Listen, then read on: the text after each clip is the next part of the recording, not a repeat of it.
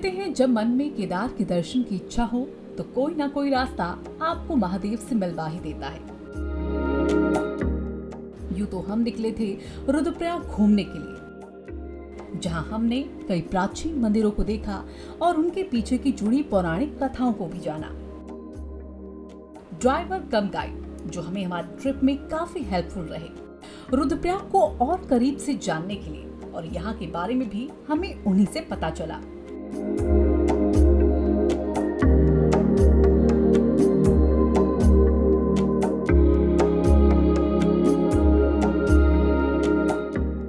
रुद्रप्रयाग के गोपेश्वर में मौजूद है ये मंदिर, जिसके रंग बिरंगे रंगों से कोई भी खिंचा चला आए।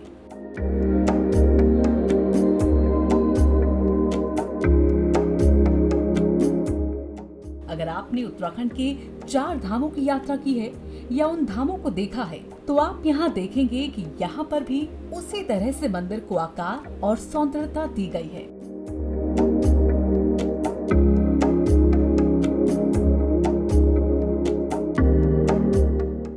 ये आपको बिल्कुल वैसा ही एहसास देगा, और हो भी क्यों ना, क्योंकि ये स्थान भी 4 धामों की यात्रा में अपनी मौजूदगी को रखता है।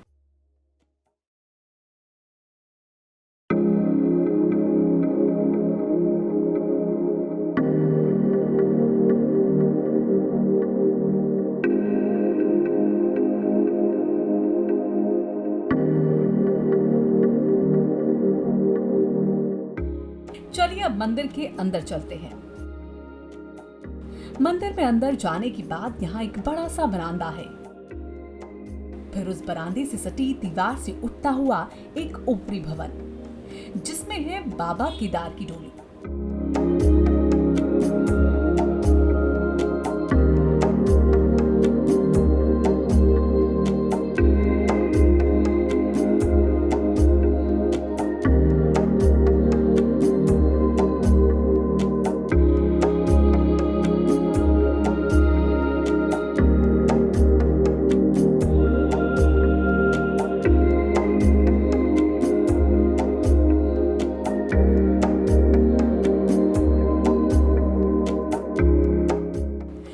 भवन के अंदर दाखिल हुए, लेकिन पुजारी के कहने पर हमें भवन के अंदर की तस्वीरों को लेने नहीं दिया गया। पर यहाँ हमने बाबा के केदार रूप के दर्शन किए और थोड़ी पूजा पाठ भी।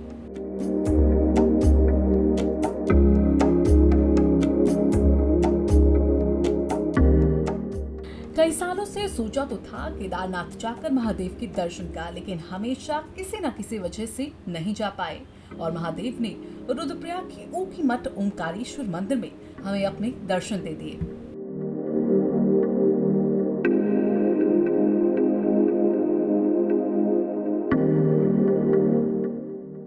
दरअसल पहाड़ों में बर्फबारी के मौसम में महादेव का स्थान केदारनाथ से ऊखीमठ हो जाता है। यहीं से बाबा की उत्सव डोली गर्मियों के मौसम में केदारनाथ जाती है, और फिर सर्दियों के मौसम में डोली वापस यहाँ आ जाती है।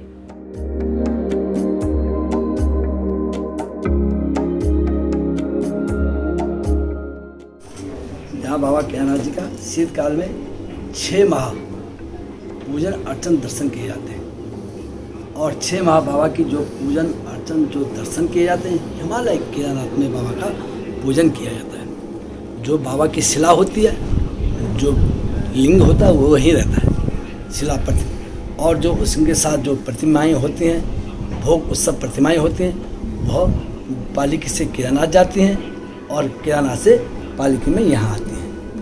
ठीक दीपावली के दूसरे दिन भैया दूज होता है, भगवान केदारनाथ जी के कपाट बंद हो जाते हैं, और शीतकाल के लिए, और उस दिन से और आखा तीज तक भगवान केदारनाथ की पूजा ऊखीमठ में की जाती है।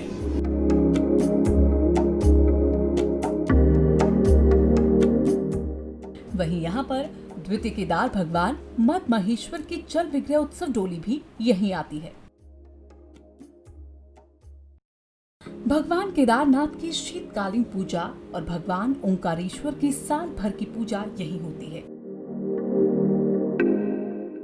यहाँ भी महादेव के समक्ष उनके वाहन भगवान नंदी है।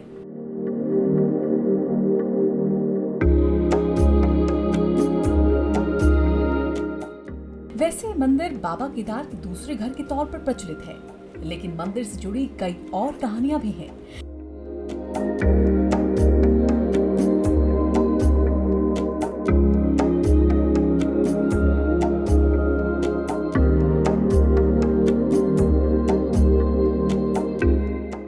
दरअसल यहाँ पर भगवान कृष्ण के पोते अनिरुद्ध का विवाह बंसुर की बेटी उषा से हुआ था, जिसके बाद इस जगह का नाम उषा मठ रखा गया और अब इसे ऊखी मठ के नाम से जाना जाता है।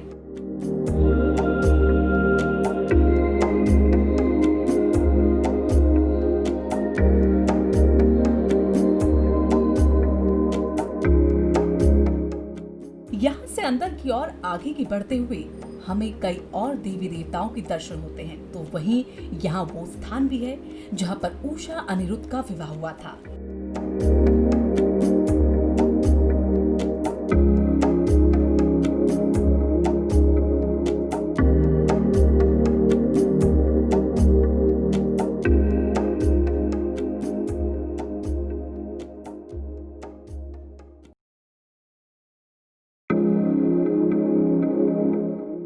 और ये विवाह मंडप आज भी यहाँ आने वाले श्रद्धालुओं की आस्था और विश्वास को बतलाता है।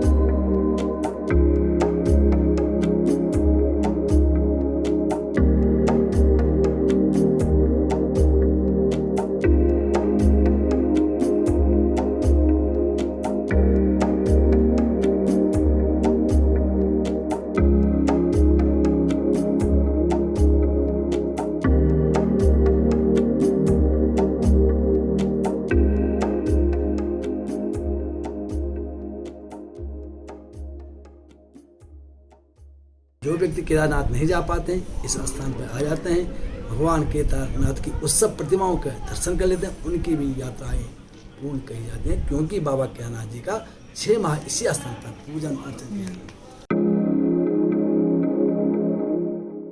अगर सर्दियों के मौसम में आप यहाँ आते हैं तो शानदार हिमालय बर्फ से ढके हुए आपके इस ट्रिप को और भी यादगार बना देंगे।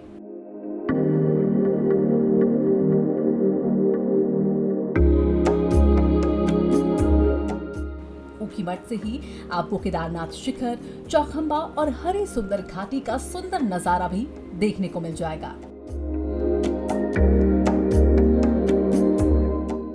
तो हमारे ऊखी मठ ओंकारेश्वर मंदिर के दर्शन पूरे हुए, लेकिन हमारे पहाड़ों का सफर आगे भी जारी रहेगा।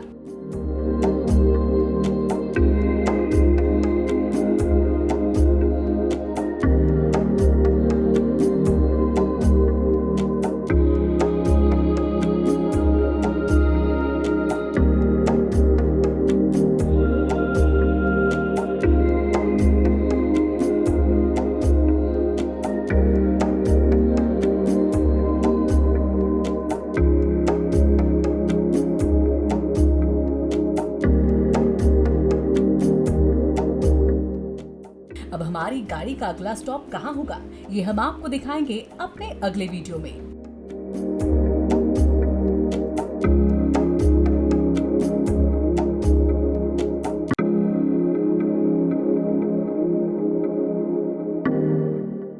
आपको हमारा ये वीडियो कैसा लगा, हमें ये जरूर बताइएगा और वीडियो को शेयर और लाइक जरूर कीजिएगा।